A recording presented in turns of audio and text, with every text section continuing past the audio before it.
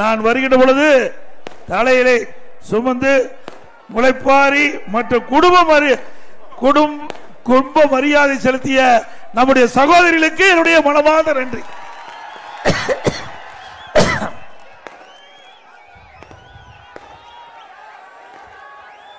இன்னைக்கு இரவு 9:15 ஆயிட்டது. கிணத்துக்கடவு தொகுதிக்கு போகணும். நான் 8 மணிக்கே வருவதாக திட்டமிட்டிருந்தேன்.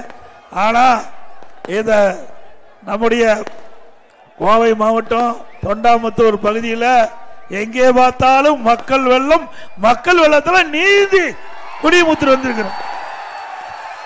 அதனால காலதாமதம் இருந்தாலும் அனைத்து இந்திய அண்ணா திராவிட முன்னேற்ற கழக ஆட்சி ஒரு பொற்கால ஆட்சி. 4 ஆண்டு 2 மாத காலம் நான் முதலமைச்சராக இருந்தேன். இதே புரட்சி தலைவி அம்மாவர்கள் பல ஆண்டுகளாக முதலமைச்சராக இருந்தார்கள். 2011 2021 வரை அனைத்து இந்திய அண்ணா திராவிட முன்னேற்ற கழக ஆட்சி பொற்கால ஆட்சி. நாட்டு மக்களுக்கு தேவையான திட்டங்களை நாங்கள் வழங்கினோம். இன்றைக்கு திராவிட முன்னேற்ற கழக ஆட்சி ஊழல் ஆட்சியாக இன்றைக்கு காட்சி அளிக்குது. 2011க்கு முந்தி எப்படின்னு பாருங்க. 2011க்கு பிந்தி 2021 வரை 10 ஆண்டில் இன்றைக்கு இந்த கோவை மாவட்டம், கோவை மாநகரம், தொண்டாமுத்தூர், குனியமுத்தூர் பகுதியில் எவ்வளவு திட்டங்களை கொண்டு வந்து நிறைவேற்றப்பட்டது என்பதை சிந்தித்து பாருங்க. 2011 2021 வரை இந்த கோவை மாநகரம் இன்றைக்கு மாற்றி அமைக்கப்பட்டிருக்கின்றன. கேட்டெடுத்தெல்லாம் பாலம், அருமையான சாலைகள், 3வது குடிய திட்டம், அதே போல அத்திக்கடை அவனாசி திட்டம் 2 கொண்டு வரதுக்கு முயற்சி. அது ஆரம்ப கட்ட பணி நடந்துட்டு இருந்தது. ஆட்சி மாற்றம் திமுக ஆட்சியில கைவிட்டாங்க. மீண்டும் அண்ணா திமுக ஆட்சி வந்தவுடன் இன்றைக்கு அத்திக்கடை அவனாசி திட்டம் 2 நிறைவேற்றப்படும். ஒரு மக்களுக்கு நல்ல குடிநீர் கொடுக்க வேண்டும், நல்ல சுகாதார வசதி கொடுக்க வேண்டும், நல்ல மருத்துவ வசதி கொடுக்கணும், தடையெல்லாம் மின்சாரம் கொடுக்க வேண்டும், விலைவாசி ஏறாம பார்த்துக்க வேண்டும், நல்ல பாதுகாப்பு கொடுக்க வேண்டும். இதெல்லாம் அண்ணா திமுக ஆட்சியில மக்களுக்கு கிடைச்சது. ஆனால் விடியா திமுக ஆட்சியில அத்தனையும் கிடைக்கல. நான் குறிப்பிட்டது ஏதாவது கிடைச்சிருக்குதா?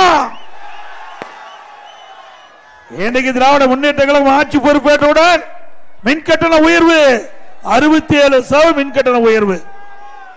அதே போல வீட்டு வரி 100% உயர்வு, கடவரி 150% உயர்வு, குடிநீர் வரி உயர்வு. குப்பைக்கும் வரி போட்ட ஒரே அரசாங்கம் திமுக அரசாங்கம். போட்டாங்கல்ல 1000 ரூபாய் அண்ணா திமுக ஆட்சியில் வீட்டு வரி கட்டினா திமுக ஆட்சியில் 2000 ரூபாய் கட்ட வேணும். அண்ணா திமுக ஆட்சியில் கடவரி 1000 ரூபாய் கட்டினா திமுக ஆட்சியில் 2500 ரூபாய் கட்ட வேணும். இப்படி மக்கள் மீது வரி போட்டு மக்கள் தலை மீது சுமை சுமத்திய அரசாங்கம் திமுக அரசாங்கம். அது மட்டுமல்ல, அனைத்து இந்திய அண்ணா திராவிட முன்னேற்ற கழக அரசு பொழுது கொரோனா காலம், அந்த ஒரு கடுமையான சோதனையான நேரம். அந்த சோதனையான நேரத்தில் கூட மக்கள் பாதிக்கூடாது என்பதற்காக ஓராண்டு ரேஷன் கடையில் விலையில அரிசி, சக்கரை, எண்ணெய் கொடுத்த அரசாங்கம் அண்ணா திமுக அரசாங்கம். குடும்பத்துக்கு 1000 ரூபாய் கொடுத்தோம். அதே காலகட்டத்தில் தை பொங்கல் வந்தது. எல்லா குடும்பத்தையும் 2500 ரூபாய் இன்றைக்கு பொங்கல் தொகுப்பு கொடுத்தோம். அதோட பொங்கல் பரிசு கொடுத்தோம். 2500 ரூபாய் பொங்கல் பரிசு கொடுத்த அரசாங்கம் அண்ணா திமுக அரசாங்கம்.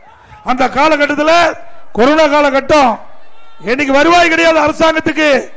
இன்னைக்கு கலால்ல வரி கிடையாது, ஜிஎஸ்டி கிடையாது, பத்திரப்பதிவு இல்ல, ரோட் டாக்ஸ் இல்ல, பெட்ரோல் டீசல் இல்ல, எதுவுமே இல்ல. ஒரு ஆண்டு தொழிற்சாலையில மூடப்பட்டிருந்த கடைகள்லாம் உடைக்கப்பட்டன.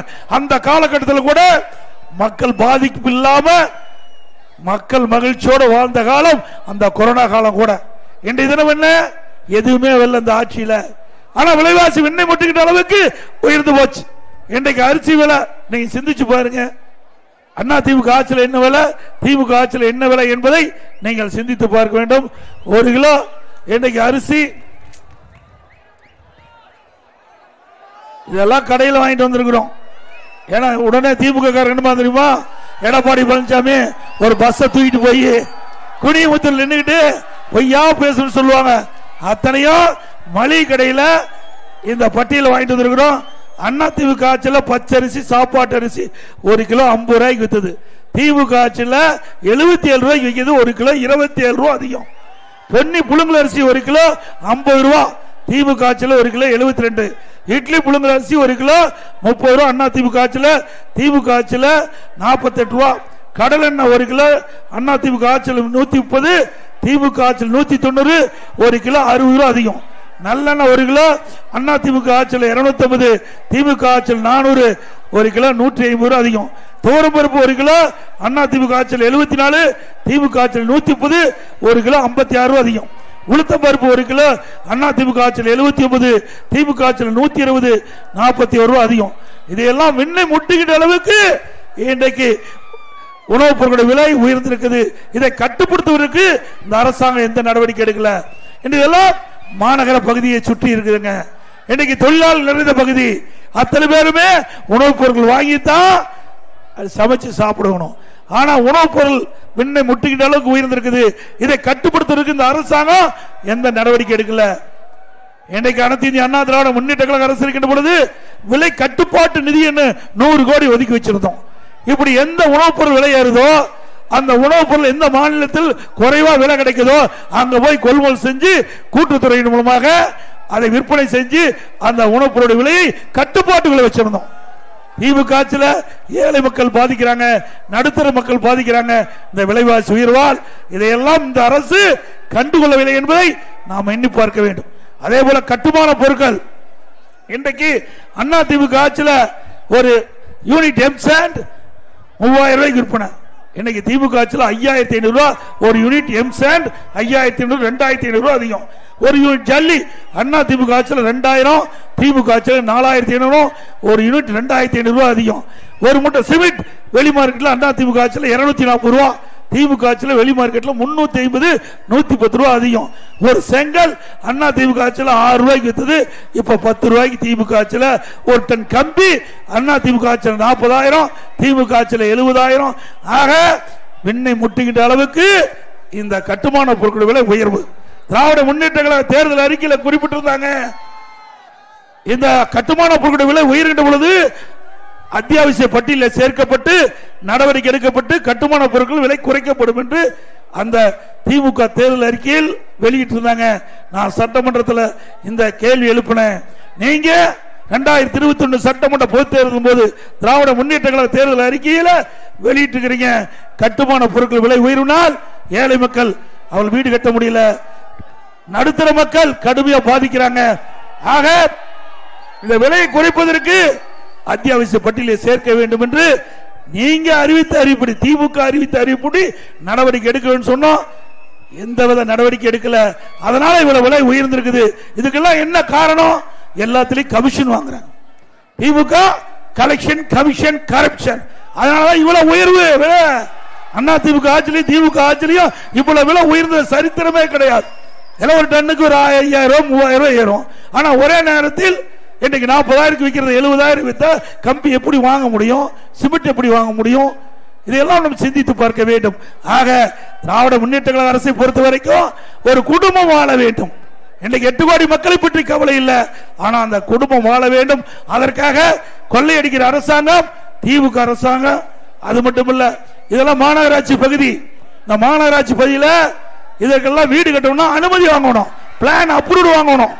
இன்னைக்கு பிளான் அப்ரூவ்டு மாநகராட்சி, நகராட்சி, பேரூராட்சியில இதுல 1000 சதுரடிக்கு அண்ணா திமுக ஆட்சியில மாநகராட்சியில பிளான் அப்ரூவ்டுக்கு 37,800 ரூபாய். திமுக ஆட்சியில இன்றைக்கு ஒரு பிளான் அப்ரூவ்டுக்கு 88,000. கழிவுநீர் கட்டமைப்பு டெபாசிட் 20,000, 1,08,000 ரூபாய் கட்ட வேண்டும். நான் மாநகராட்சி பகுதியில் வீடு கட்டுறதாலும் சரி, கடை கட்டுறதாலும் சரி, இன்றைக்கு நீங்க பிளான் அப்ரூவ்டு வாங்க வேண்டும் என்றால், வீடு கட்டுவதற்கு அனுமதி, கடை கட்டுவதற்கு அனுமதி வாங்கணும் என்றால் 1,08,000 ரூபாய் நீங்க அதிகமாக கொடுக்கணும். அண்ணா திமுக ஆட்சிக்கு திமுக ஆட்சிக்கு 132% உயர்ந்து போச்சு. சிந்திச்சு பாருங்க. இந்த 4 ஆண்டுல இவ்வளவு உயர்வு. ஆனா இவ்வளவு உயர்வு இருக்குது. ஆனா மக்களுக்கு தேவையான அடிப்படை வசதிகள் செய்யப்பட்டிருக்க இல்ல. கழிவுநீர் அகற்றல், குப்பை முழுமையாக அகற்றதில்ல, ஆங்காங்கே இன்றைக்கு தெருவிளக்கு எரிவதில்லை. இப்படி பல பிரச்சனை தமிழகத்தில் நிலவிக் கொண்டிருக்கிறது. இந்த நேரத்தில் எண்ணி பார்க்க வேண்டும். அது மட்டும் இல்ல, இந்த மாநகராட்சியில் மிகப்பெரிய ஊழல். இந்த மாநகராட்சி பூரா ஊழல், ஊழல் மாநகராட்சியே இல்ல. இன்றைக்கு மதுரையில் 200 கோடி இந்த வரி முறைகேட்டில் ஈடுபட்டதாக அந்த மேயருடைய கணவர் கைது செய்யப்பட்டு சிறையில் அடைக்கிறார். அங்க இருக்கின்ற அதிகாரிகள் சிறையில் அடைக்கப்பட்டிருக்கிறார். அங்க திமுக சேர்ந்த 5 மண்டல குழு தலைவர் ராஜினாமா, 2 நிலைக்குழு உறுப்பினர் ராஜினாமா. அதே போல் அங்க மட்டும் இல்ல, அதுக்கு என்னென்ன வரி போட்டிருக்காங்கன்னா, ஆட்டுக்கு வரி, மாட்டுக்கு வரி, பன்னிக்கு கூட வரி போட்டாங்க. அந்த வரியில இப்படி கொள்ளையடிச்சிருக்கிற ஒரே அரசாங்கம் திமுக அரசாங்கம். பன்னி கூட விட்டு வைக்கல. அது மட்டும் இல்ல, இங்க மட்டும் இல்லைங்களா, காஞ்சிபுரத்தில் பிரச்சனை, அங்க இருக்கிற கவுன்சிலருக்கு மேயருக்கு பிரச்சனை. என்ன பிரச்சனை? பங்கு பிரிக்கிறதுல பிரச்சனை. அங்க ஒரு நம்பிக்கை இல்லாத. திருநெல்வேலி பிரச்சனை, கோயம்புத்தூர்லயும் பிரச்சனை தான். அப்படிதானே தம்பி? இங்கேயும் மேயர் பிரச்சனை தானே. மேயரையே மாத்திட்டாங்க, எல்லாம் கமிஷன் பிரச்சனை. இவர்களா வந்து உங்களுக்கு நல்லா செய்ய போறாங்க மாநகராட்சியில. இவர்கள் பிரச்சனை தீர்க்கிறதுக்கே முடியல. இது யார்? ஆளுங்கட்சி திமுக. ஆளுங்கட்சியே முறைகேடு நடந்திருக்குதா கண்டுபிடிச்சிருக்கிறாங்கன்னா இந்த ஆட்சி எப்படிப்பட்ட ஆட்சி என்பதை எண்ணி பாருங்க. இன்னைக்கு மதுரையில் 200 கோடி ஊழல் நடக்குது. இந்த ஊழல கண்டுபிடிச்சது திமுக அரசாங்கம். அப்படின்னா திமுக அரசாங்கத்துடைய நிர்வாகம் எப்படி இருக்கு என்பதை நீங்கள் சிந்திச்சு பாருங்க. அண்ணா திமுக ஆட்சிக்கு வந்த பிறகு இந்த மாநகராட்சியில் நகராட்சி பேரூராட்சி எல்லாம் விசாரிக்கப்பட்டு எங்கெங்கெல்லாம் முறைகேடு நடக்கிறதோ அங்கெல்லாம் அண்ணா திமுக அரசு நடவடிக்கை எடுக்கப்படும் என்பதை நேரத்தில் தெரிவிக்கிறேன். அதோட ஸ்டாலின் வந்து இப்ப உங்களுடன் ஸ்டாலின் இது மாதிரி ஒரு விளம்பரத்தால் அடிச்சு வீடு வீடா மக்களை சந்திச்சு மக்களுடைய பிரச்சனை தீர்க்க போறாங்களாம். தீர்ப்பாங்களா? இருக்கிறதுன்னு 7 மாசம். அந்த 7 மாசத்துல எவ்வளவு கொள்ளையடிக்கலாம் தான் பார்ப்பாங்க. கிராமத்தில் ஒரு பழமொழி சொல்லுவாங்க, எரியிற வீட்டுல பிடுங்கிறதெல்லாம் மிச்சம். இருக்கிற காலத்துல எவ்வளவு சம்பாதிக்கலாங்கிறதா இந்த அரசாங்கத்தினுடைய நிலைப்பாடு. இப்படி உங்களுடன் ஸ்டாலின் ஒரு விளம்பரத்தை அடிச்சு இதுல 46 பிரச்சனை இருக்குது. இந்த 46 பிரச்சனையும் உங்கள்கிட்ட கேட்டு தெரிஞ்சு உங்களுக்கு பிரச்சனை இருந்தா மனுவா எழுதி கொடுத்தா சம்பந்தப்பட்ட அதிகாரி சம்பந்தப்பட்ட துறைக்கு அனுப்பி நிவர்த்தி செய்வாங்களா? ஆனா ஒண்ணு, முதலமைச்சர் நாட்டு மக்களை பிரச்சனை தீர்ப்பதற்கு தான் முதலமைச்சர். பிரச்சனை கண்டுபிடிச்ச ஒரே முதலமைச்சர் தமிழ்நாடு முதலமைச்சர் தான். 4 வருஷம் ஆச்சு. மக்களுடைய பிரச்சனை கண்டுபிடிக்கிறதுக்கே 4 வருஷம் ஆகி போச்சு. அது மட்டும் இல்ல, இதே மாதிரி அண்ணா திமுக ஆட்சி கண்ட பொழுது திரு ஸ்டாலின் அவர்கள் எதிர்கட்சி தலைவராக இருந்தார். ஊர் ஊரா போனார். அங்க ஒரு திட்டு கண்டா பாய் விரிச்சு போட்டு அமர்ந்து அங்க இருக்கிற மக்களை எல்லாம் முன்னாண்ட ஒரு பெட்ஷீட்டை போட்டு அமர வச்சு அவர்கிட்ட பேசுவாங்க. திமுக தலைவர் ஸ்டாலின், உதயநிதி ஸ்டாலின், திமுக எம்எல்ஏ எல்லாம் ஊர் ஊரா போய் பொதுமக்களை இது மாதிரி சந்திச்சு மனு வாங்கினாங்க. அந்த மனுவை ஒரு பெட்டி கொண்டாந்து வச்சிருப்பாங்க. அந்த பெட்டிகளை போட்டு அந்த பெட்டி பூட்டி அதுக்கு சீல் வச்சு பத்திரமா வீட்டில் கொண்டு வச்சுக்குவாங்களாம். திமுக ஆட்சி வந்த பிறகு சீலை உடைச்சு பெட்டி திறந்து மனுவை எடுத்து படிச்சு பார்த்து மக்களுடைய பிரச்சனை தீர்ப்பாங்களாம். இது நடந்ததா? எப்படி மக்களை ஏமாற்றுறாங்க பாருங்க. என்ன இந்த பெட்டியில தங்கத்தை போடுறாங்களா வைரத்தை போடுறாங்களா? போட்டு பெட்டி பூட்டு போடுறதுக்கு. இதே உங்களுடன் ஸ்டாலின் மக்கள் நம்பி பெட்டிஷன் கொடுத்தாங்க. அந்த பெட்டிஷன் சிவகங்கை மாவட்டம் திருப்பவனங்கிற ஆத்துல கிடக்குது. ஆத்துல இந்த உங்களுடன் ஸ்டாலின் அந்த அடிப்படையில் கொடுக்கப்பட்ட மனு ஆத்துல கண்டெடுக்கப்படுது. அதோட புதுக்கோட்டையில அங்க வடை சுடுறாங்க. அந்த வடை கட்டுறதுக்கு இந்த மனுவை பயன்படுத்துறாங்க. இவர்களால் மக்களுக்கு நன்மை செய்வாங்க. அடுத்த ஆண்டு சட்டமன்ற தேர்தல் நடக்குது. அந்த சட்டமன்ற தேர்தலை மையமாக வைத்து மக்களுக்கு ஆசையை தூண்டி இப்படி மக்களை ஏமாற்றி மக்களுடைய வாக்குகளை பெறுவதற்காக ஸ்டாலின் மாடல் அரசு இப்படிப்பட்ட ஒரு நாடகத்தை அரங்கேற்றி என்பதை மட்டும் நேரத்தில் தெரிவிக்க விரும்புகிறேன். அதோட எப்பொழுது பார்த்தாலும் ஸ்டாலின் பேசுறார். அண்ணா திராவிட முன்னேற்ற கழகம் ஆட்சிக்குடன் தேர்தல் நேரத்தில் கொடுக்கப்பட்ட வாக்குறுதி எல்லா குடும்ப தலைவிக்கும் 1000 ரூபாய் கொடுத்ததாக. நீ எங்க கொடுத்த? கொடுக்க வச்சோம். அண்ணா திமுக கட்சி கொடுக்க வச்சது. 28 மாதம் இதுக்கு நாங்க போராடணும். திரு ஸ்டாலின் அரசாங்கத்திற்கு போராடணும். ஒவ்வொரு முறையும் சட்டமன்றத்தில் எங்களுக்கு பேச வாய்ப்பு கிடைக்கின்ற பொழுதெல்லாம் திராவிட முன்னேற்ற கழக தேர்தல் அறிக்கையில் குடும்பத்தை ஆட்சிக்கு வந்தா குடும்ப தலைவிக்கு 1000 ரூபாய் கொடுப்பதாக வாக்குறுதி கொடுத்தீங்க. இது வரைக்கும் நிறைவேற்றல. எப்போ நிறைவேற்றுவீங்க? அப்படி அப்பாவி குடும்ப தலைவிகளை ஏமாற்றி வாக்குகளை பெற்று ஆட்சிக்கு வந்த பிறகு கொடுக்கப்பட்ட வாக்குறுதி நிறைவேற்றவில்லை என்று அரசாங்கத்துக்கு தொடர்ந்து நாங்கள் அழுத்தம் கொடுத்தோம். எங்களுடைய சட்டமன்ற உறுப்பினர் சட்டமன்றத்தில் அழுத்தம் கொடுத்தோம். அண்ணா திமுக கட்சி சார்பாக பொதுக்கூட்டத்தில் அழுத்தம் கொடுத்தோம். அதனால 28 மாசம் கழிச்சு வேற வழி இல்லாம இந்த குடும்ப தலைவிக்கு 1000 ரூபாய் கிடைச்சது. இப்போ ஸ்டாலின் சொல்றார், ஒரு மாதத்துக்கு முன்பு அறிக்கை விட்டாங்க திமுக சார்பா, இந்த விடுபட்ட மக்களுக்கு 30 லட்சம் பேர் விடுபட்டு போச்சான். விதியை தளர்த்தி 30 லட்சம் பேர் கொடுக்குறீங்க. ஏற்கனவே 28 மாசம் கொடுக்கல, மீதி 32 மாசம் தான் மக்களுக்கு கிடைச்சது. இன்னும் இருப்பது 7 மாசம் தான். 53 மாசம் அவருக்கு கிடைக்கல. 7 மாசத்துக்கு கொடுக்கறேன்னு சொன்னா அந்த குடும்ப தலைவனுடைய கஷ்டத்தை பார்த்து கொடுக்கல. அடுத்த ஆண்டு நடைபெறுகின்ற சட்டமன்ற பொது தேர்தலை எதிர்நோக்கி அந்த ஏழை மக்களுக்கு அவருடைய சூழ்நிலை கருதி அந்த விதியை தளர்த்தி 30 லட்சம் பேருக்கு மாதந்தோறும் 1000 ரூபாய் குடும்ப தலைவி கொடுப்பதாக இந்த அரசாங்கம் அறிவித்திருக்கு என்பதை எண்ணி பார்க்க வேண்டும். ஆக அந்த குடும்ப தலைவி படுகின்ற கஷ்டத்தை பார்த்து இந்த அரசாங்கம் கொடுக்கல. அடுத்த ஆண்டு நடைபெற்ற சட்டமன்ற பொது தேர்தலில் அந்த குடும்பத்தின் வாக்கு திமுக கிடைக்க என்பதற்காகத்தான் இப்ப அறிவிச்சிருக்கிறாங்க. ஆக அண்ணா திமுக பொறுத்த வரைக்கும் சிந்திச்சு பாருங்க. கடந்த 2021 சட்டமன்ற பொது தேர்தல் அனைத்து இந்திய அண்ணா திராவிட முன்னேற்ற கழக தேர்தல் அறிக்கையிலே நாங்கள் குறிப்பிட்டோம், அண்ணா திமுக ஆட்சிக்கு வந்தா குடும்பத்துக்கு மாதந்தோறும் 1500 கொடுப்பதா சொன்னோம். ஆனா ஏமாத்தி மக்களை கவர்ச்சிகரமா பேசி இன்றைக்கு ஆட்சிக்கு வந்துட்டாங்க. ஆனா கொடுக்கப்பட்ட வாக்குறுதியை முழுமையாக நிறைவேற்றாத அரசாங்கம் திமுக அரசாங்கம் என்பதை இந்த நேரத்தில் தெரிவித்து, அதோட இன்றைய தினம் ஓரணியில் தமிழ்நாடு, ஓரணியில் தமிழ்நாடு. இப்பதான் ஸ்டாலின் கட்சியை பத்தி சிந்திச்சிருக்கிறார். நல்லா சிந்திச்சு பாருங்க. 2 வருஷத்துக்கு முந்தி திமுக பொதுக்குழு கூட்டம் நடந்தது. அந்த பொதுக்குழு கூட்டத்தில் திராவிட முன்னேற்ற கழக தலைவர் இன்றைக்கு முதலமைச்சர் பேசுறார்.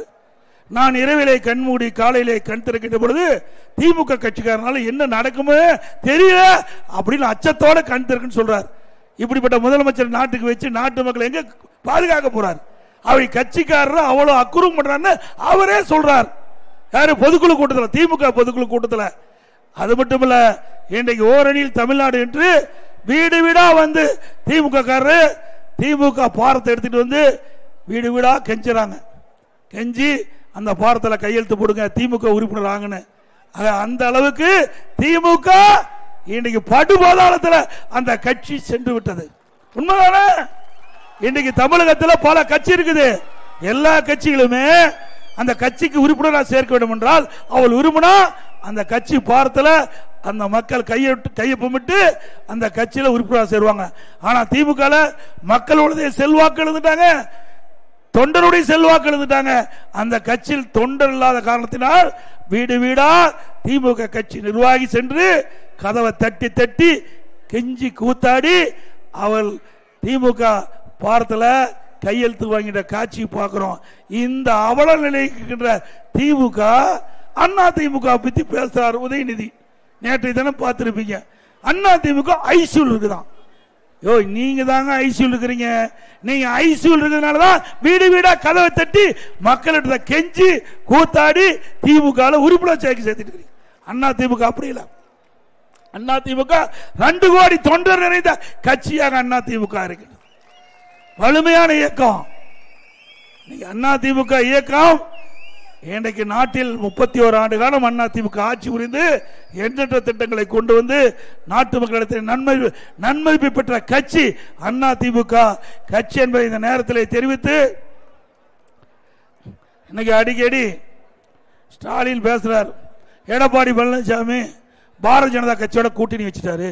பாரதிய ஜனதா கட்சி அண்ணா திமுக விழுங்கிவிடும். சரி, நாங்க எங்களை பத்தி பேசுறீங்களே, நீங்க யோக்கியமா இருக்கிறீங்களா? 1999ஆம் ஆண்டு நாடாளுமன்ற தேர்தல் வந்ததில்ல. அப்ப யாரோட கூட்டணி? பாரதிய ஜனதாவோட கூட்டணி. பாரதிய ஜனதா திமுக கூட்டணியில போட்டியிட்டு வெற்றி பெற்று மரியாதைக்குரிய மறைந்த வாஜ்பாய் அவர்கள் நாட்டுடைய பிரதமராக இருந்தார். அந்த காலகட்டத்தில் திமுக கட்சியை சேர்ந்த முரசொலி மாறன் அவர்கள் மத்தியில் அமைச்சராக இருந்தாங்க. இதில் பாருங்க எப்படி இருக்கார் வாஜ்பாய், இந்த பக்கம் கருணாநிதி, இந்த பக்கம் முரசொலி மாறன். அப்போ பாரதிய ஜனதா கட்சி நல்ல கட்சி, நாங்க கூட்டணி கட்சி சேர்ந்தா மோசமான கட்சி. அது மட்டுமல்ல,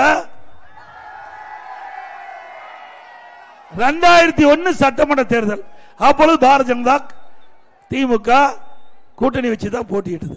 அப்ப பாரதிய ஜனதா கட்சி நல்ல கட்சி. அண்ணா திமுக கூட்டணி வச்சா பாரதிய ஜனதா மோசமான கட்சி. எப்படி பாருங்க, பச்சோந்தின்னு நம்ம கேள்விப்பட்டிருப்பீங்க, அது கொஞ்ச நேரம் நிறமாறாது இருக்கு. ஆனா திமுக அடிக்கடி நிறமாறுகின்ற கட்சி திமுக கட்சி. நான் அடிக்கடி எல்லா கூட்டத்திலையும் நான் சொல்லிட்டு இருக்கிறோம், கூட்டணி என்பது இன்றைக்கு ஒன்றாக இணைந்து வாக்குகள் சிதறாம எதிர்களை வீழ்த்துதான் கூட்டணி.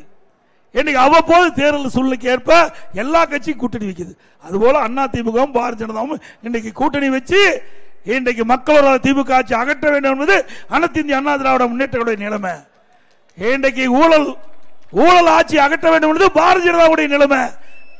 ரெண்டு கட்சியுடையும் ஒத்த கருத்து, திமுகவை வீழ்த்த வேண்டும், அகற்ற வேண்டும் ஆட்சியில் என்று. அதனால நான் கூட்டணி அமைச்சு போட்டிடுறோம். இதில் என்ன தப்பு இருக்குது? ஆக அண்ணா திமுக எப்போ பாரதிய ஜனதா கூட்டணியில வெச்சமோ அப்பவே ஸ்டாலின் புலம்ப ஆரம்பிச்சுட்டார். ஆக எங்க கட்சி யாரோட வேணாலும் கூட்டணி இப்போ, நீ எப்போ பயப்படுற? நீ தேர்தலை சந்தி, மக்களை சந்தி, நாங்க சந்திக்கிற மாதிரி சந்திங்க, பேசுங்க, உங்க ஆட்சியில என்ன திட்டத்தை கொண்டாந்து சொல்லுங்க. செஞ்சா தானே சொல்றதுக்கு, எதுவுமே கிடையாது. அண்ணா திமுக ஆட்சினா இந்த கோவை மாவட்டத்தில், கோவை மாநகரத்தில் எவ்வளவு திட்டம், இன்னல்ல திட்டம், எவ்வளவு பாலம், இதுவே அண்ணா திமுக சாட்சி. அவ்வளவு பாலம் நாங்க கட்டிட பாலம். அண்ணா திமுக பெற்ற குழந்தைக்கு திமுக கார பேர் வைக்கிறான். நியாயமா? நம்முடைய குழந்தைக்கு அவர் பேர் வைக்கிறார். அதுக்கு தான் திமுக ஆட்சி வந்திருக்கிறது ஒழிய மக்களுக்கு எந்த திட்டத்தை கொண்டு வந்து நிறைவேற்ற கிடையாது. அண்ணா திமுக ஆட்சியில் கொண்டு வரப்பட்டு நிறைவேற்றப்பட்ட திட்டத்துக்கு ஸ்டிக்கர் ஒட்டி இன்றைக்கு முதலமைச்சர் திறக்கிறார். பாலத்தில் போறார். யாரு கட்டல பாலம்? அண்ணா திமுக ஆட்சியில் கட்டல பாலம். நல்லா இருக்குதா? அண்ணா திமுக கட்டினா பாலம் நல்லா தான் இருக்கும். திமுக ஆட்சியில் கட்டினா ஆத்துல பாலம் அடிச்சுட்டு போகும். உண்மைதானே? தென்மனை ஆற்றுல தண்ணியில அடிச்சுட்டு போயிடுது பாலம். அப்படிப்பட்ட பாலம் கட்டுறதுதான் திமுக. அண்ணா திமுக அற்புதமான பாலம், அழகான பாலம். மக்கள் இந்த மாநகர பகுதியில் இருக்கிற மக்களுக்கு போக்குவரத்து நெரிசல் இல்லாம எல்லா இடத்திலும் பாலம் கட்டி கொடுத்தோம். வெஸ்டர்ன் பைபாஸ் நாங்க தான் கொண்டு வந்தோம். மெட்ரோ ரயில் திட்டம் கொண்டு வர திட்டமிட்டோம். இதுவரைக்கும் அந்த திட்டத்தை நிறைவேற்றுவதற்கு எந்த முயற்சி எடுக்கல. மீண்டும் அண்ணா திமுக ஆட்சி மலர்ந்தவுடன் மெட்ரோ ரயில் திட்டம் இந்த பகுதி மக்களுடைய போக்குவரத்து நெரிசலை குறைப்பதற்கு நிறைவேற்றப்படும். அதேபோல இஸ்லாமிய பெருமக்கள் நிறைந்த பகுதி, இஸ்லாமிய பெருமக்களுக்கு அனைத்து இந்திய அண்ணா திராவிட முன்னேற்ற கழக ஆட்சியில் பல்வேறு திட்டங்களை கொண்டு வந்து நாங்கள் நிறைவேற்றியிருக்கிறோம். புரட்சி தலைவி அம்மா அவர்கள் தமிழகத்தினுடைய முதலமைச்சராக பொறுப்பேற்கின்ற பொழுது 2001ஆம் ஆண்டு இஸ்லாமிய பெருமக்கள் அம்மா அவர்களை சந்தித்து கோரிக்கை வைத்தார்கள். இன்றைக்கு புனித ரமலான் மாதத்தில் பள்ளிவாசலுக்கு நோன்பு கஞ்சி தயாரிக்க அரிசி வேண்டும் என்று கேட்டார்கள். அந்த திட்டத்தின் வாயிலாக சுமார் 5400 மெட்ரிக் டன் அரிசி கொடுத்த அரசு அண்ணா திமுக அரசாங்கம். நாகூர் தர்கா சந்தனக்கூடு திருவிழாவிற்கு தேவைப்படும் சந்தன கட்டைகள் விலை இல்லாம வேண்டாங்க. அண்ணா திமுக ஆட்சி இருக்கிற வரைக்கும் நம்மளே நாகூர் தர்கா சந்தனக்கூடு விழாவிற்கு தேவைப்படும் சந்தன கட்டைகளை கொடுக்கப்பட்டது. 2018 வரை ஹஜ் புனித பயணம் மேற்கொள்வதற்கு அந்த இஸ்லாமிய பெருமக்களுக்கு மத்திய அரசு ஆண்டுதோறும் 6 கோடி மானியம் வழங்க வந்தது. 2019ஆம் ஆண்டு அந்த மானியத்தை நிறுத்தப்பட்டவுடன் எங்களை இஸ்லாமிய பெருமக்களை சந்தித்து அந்த மானியம் தொடர வேண்டும் என்று கேட்டார்கள். மாநில அரசாங்கமே ஹஜ் புனித பயணம் மேற்கொள்வதற்கு 6 கோடி ரூபாய் வழங்கப்பட்ட அரசு அண்ணா திமுக அரசு. 2021ஆம் ஆண்டு அந்த ஹஜ் புனித பயணம் மேற்கொள்ள அந்த மானியத்தை உயர்த்த வேண்டும் சொன்னாங்க. அவருடைய கோரிக்கை ஏற்று 6 கோடி மானியம் கொடுத்ததை 12 கோடியாக உயர்த்தி வழங்கிய அரசு அண்ணா திமுக அரசு. ஹஜ் பயணிகள் சென்னையிலே தங்கி செல்வதற்கு ஹஜ் இல்ல வேண்டும் கேட்டார்கள். அவருடைய கோரிக்கை ஏற்று அம்மாவுடைய அரசு ஹஜ் இல்லம் கட்டுவதற்கு 15 கோடி நிதி ஒதுக்கீடு செய்த அரசு அதிமுக அரசு 2016 முதல் ஹாஜிகளுக்கு மாதந்தோறும் 20,000 ரூபாய் மதிப்பு வழங்க திட்டத்தை கொண்டு வந்தது அதிமுக அரசு. உலமாக்கள் மற்றும் மோதினாளர்களுக்கு ஓய்வூதிய பயனுடைய எண்ணிக்கை உயர்த்த வேண்டும் என்ற கோரிக்கை 2400 2600 உயர்த்தினோம். அவர்களுக்கு கிடைக்கப்பட்ட ஓய்வூதியம் 750 3000 உயர்த்தி வழங்கினோம். உலமாக்களுக்கு புதிய இருசக்கர வாகனம் வாங்க மானியம் வேணும் கேட்டாங்க. ஒவ்வொரு இருசக்கர வாகனத்துக்கு 25,000 ரூபாய் மானியம் கொடுத்தோம். வகுப்பு வாரியத்திற்கு ஆண்டு நிர்வாக மானியம் மற்றும் பள்ளி வாசல்கள் தற்காகள் பழுதுபார்த்தல் மற்றும் புனர்மை பணிகள் மேற்கொள்ள நிதியுதவி வழங்க அதிமுக ஆட்சியில் வழங்கப்பட்டது. இஸ்லாமிய வகுப்பினருக்கு நேரடி நியமன முறையில் நிரப்பப்படாத பணியிடங்களுக்கு முன்கொணர்வு முறையை நீடிக்க அரசாணை அதிமுக ஆட்சியில் வெளியிடப்பட்டது. 2018 ஆண்டு கஜா புயல் டெல்டா மாவட்டத்தை புரட்டி போட்டது. அங்கே இருக்கின்ற நாகூர் தர்கா குளக்கரை சேதமடைந்தது. அதை நான் டெல்டா மாவட்டத்துக்கு சென்ற பொழுது அங்கு இருக்கின்ற இஸ்லாமிய பெருமக்கள் அந்த குளக்கரையை பார்வையிட வேண்டும் என்று கேட்டுக்கொண்டார்கள். அது மட்டுமல்ல, அந்த குளக்கரையை சரி செய்ய வேண்டும் என்று கேட்டார்கள். அதிமுக அரசு நாகூர் தர்கா குளக்கரையை சரி செய்ய 4,25,00,000 நிதி ஒதுக்கீடு செய்த அரசு அதிமுக அரசு. சிறுபான்மை பொருளாதார மேம்பாடு கழகம் அமைத்தது அதிமுக அரசு. மேலும் பாரத ரத்னா மறைந்த டாக்டர் APJ அப்துல் கலாம் அவருடைய பெயரிலே ராமநாதபுரம் மாவட்டத்திலே அரசு கலை மற்றும் அறிவியல் கொண்டு வந்தது. 2017 திண்டுக்கல்லிலே ஹைதர் அலி மற்றும் திப்பு சுல்தான் அவருடைய வாழ்க்கை வரலாறு குறித்து மணிமண்டபம் திறக்கப்பட்டது. கண்ணியமிக்க காகிதமுள்ள அவர்களுக்கு சென்னையில் மணிமண்டபம் அமைத்ததும் அதிமுக அரசு. எவ்வளவு திட்டத்தையும் கொண்டு வந்தது அதிமுக அரசாங்கம். சிறுபான்மை மக்களை கண்ணை எமைகாப்பதை போல காத்த அரசாங்கம் அதிமுக அரசாங்கம்.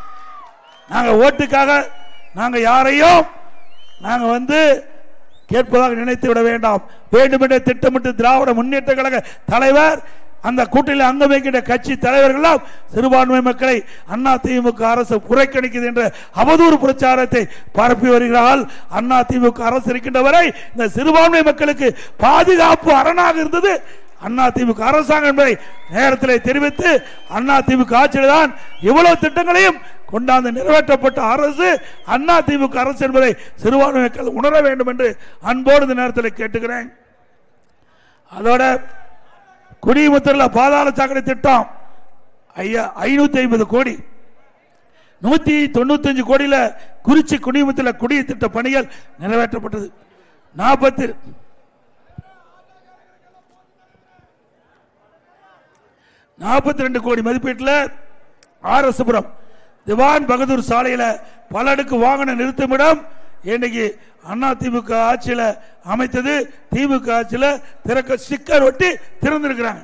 குடிமுத்தூர் கோயிலில் மேற்கு வட்டார போக்குவரத்து அலுவலகம் அமைக்கப்பட்டது. 10 கோடி மதிப்பீட்டில் ஆத்துப்பாலம் முதல் கருணாபுரம் வரை உள்ள சாலை அகலப்படுத்தும் மற்றும் மைய தடுப்புடன் கூடிய மின் விளக்கு அமைக்கப்பட்டது. கோவை புதூர் குடிமுத்தூரில் அம்மா உணவகம் ₹90 லட்சம் மதிப்புள்ள சுண்டகாமுத்தூர் அரசு மருத்துவமனை அமைக்கப்பட்டது. ₹2 கோடி மதிப்பீட்டில் சுகுணாபுரம் மஞ்சுப்புலத்தின் குறுக்கே உள்ள பாலத்தை அகலப்படுத்தி புதிய உயர்மட்ட பாலம் கட்டப்பட்டது. ₹15 கோடி மதிப்பீட்டில் புட்டுவிக்கி உயர்மட்ட பாலம் கட்டப்பட்டது. ₹7.5 கோடி மதிப்பீட்டில் கோவை மாநகராட்சி தெற்கு மண்டல அலுவலகம் கட்டப்பட்டது. ₹5 கோடி மதிப்பீட்டில் 24வது வார்டு காந்தி பார்க் நவீனமயமாக்கப்பட்டது. குனியமுத்தூர் செம்மேடு ஆகிய புதிய ஆரம்ப சுகாதார நிலையங்கள் தோற்றுவிக்கப்பட்டன. கரடிமடை தாலியூர் ஆகிய ஆரம்ப சுகாதார நிலையங்கள் தரம் உயர்த்தப்பட்டது. தொண்டாமுத்தூர் சட்டமன்ற தொகுதியில் மாநகராட்சி பகுதி ஒன்றிய பேரூராட்சியில் ஊராட்சிகள் மற்றும் குக்கிராமல் தோறும் சாலையில் குடிநீர் திட்ட பணிகள் தெருவிளக்குகள் சாக்கடை வசதி பேருந்துகள் வசதி செய்யப்பட்டது. அதிமுக ஆட்சியிலே இன்றைக்கு அதிமுக ஆட்சியெல்லாம் குடிமராமத்து திட்டத்தின் மூலம் ஏரியில் தூராறப்பட்டது. இன்னும் பல திட்டங்கள் அதிமுக ஆட்சியிலே கொண்டு வரப்பட்டு நிறைவேற்றப்பட்டது என்பதை நேரத்தில் தெரிவிக்கின்றேன். அது மட்டுமல்ல, இந்த பகுதியில் கடந்த ஆகஸ்ட் இறுதியில் 28-29 அன்று கோவை போல்வாம்பட்டி வன சரகத்திற்கு உட்பட்ட நரசிபுரம் அருகே வன எல்லையில் வனத்துறையின் ரோந்து சென்ற போது சிறுத்தை ஒன்று இறந்து கிடந்த சடலத்தை கண்டனர். இறந்த சிறுத்தை புலத்திய சடலத்தை எடுத்து எரித்து விட்டனர். பொதுவாக வனவிலங்குகள் இருந்தால் குழி தோண்டி புதைக்கப்பட வேண்டும்.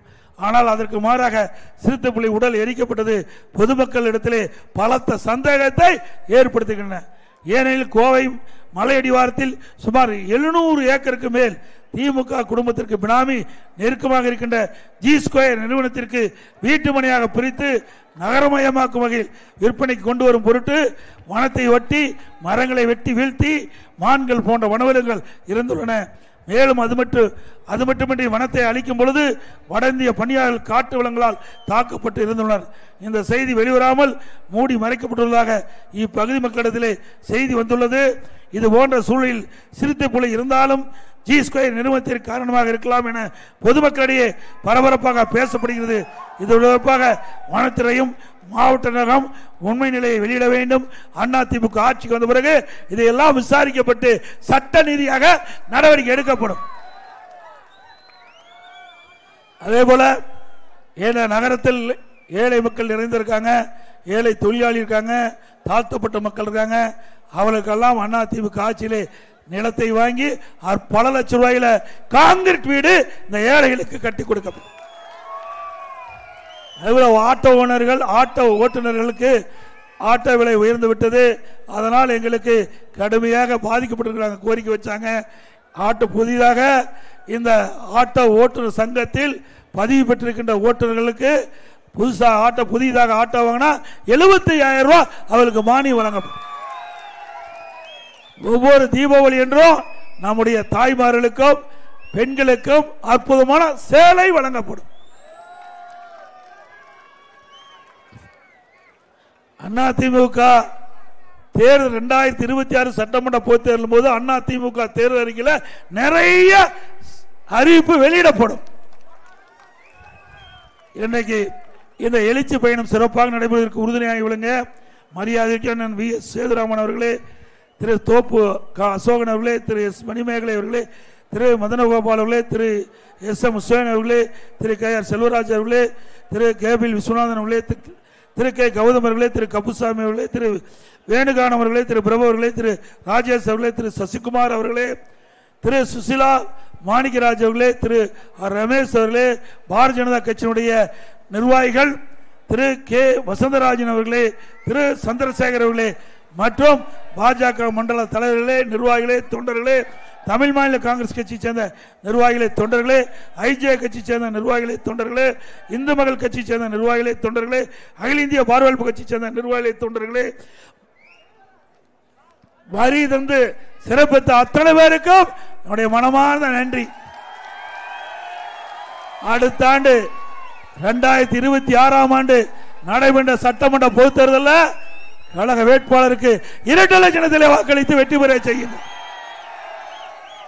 மக்களை காப்போம், தமிழகத்தை மீட்போம். மக்களை தமிழகத்தை மக்களை தமிழகத்தை மக்களை தமிழகத்தை மக்களை தமிழகத்தை ஸ்டாலின் மாடல் அரசு, ஃபெயிலியர் மாடல் அரசு. Bye bye Stalin. நன்றி, வணக்கம்.